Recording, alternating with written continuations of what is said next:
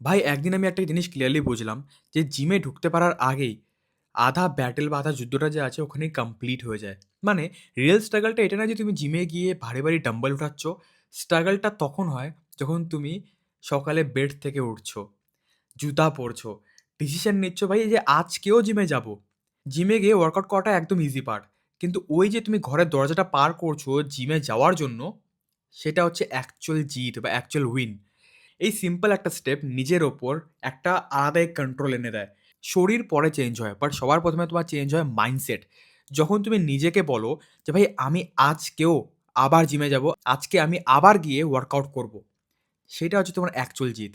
এখন ভাই আমি লিটারালি একটা জিনিস বুঝতে পেরেছি যে ভাই জিমে যাওয়ার আগে সবার প্রথমে তোমার মাইন্ডসেট ক্লিয়ার করতে লাগবে যে ভাই তুমি ডেইলি জিমে যাবে। ডেইলি তুমি সকালে ঘুম থেকে উঠবে অ্যান্ড ঘুম থেকে উঠে জুতা পরে ঘরের দরজা প্রথমে পার করবে। ওটা হচ্ছে তোমার অ্যাকচুয়াল উইন। তুমি তোমার মতামত অবশ্যই কমেন্টে জানাবে।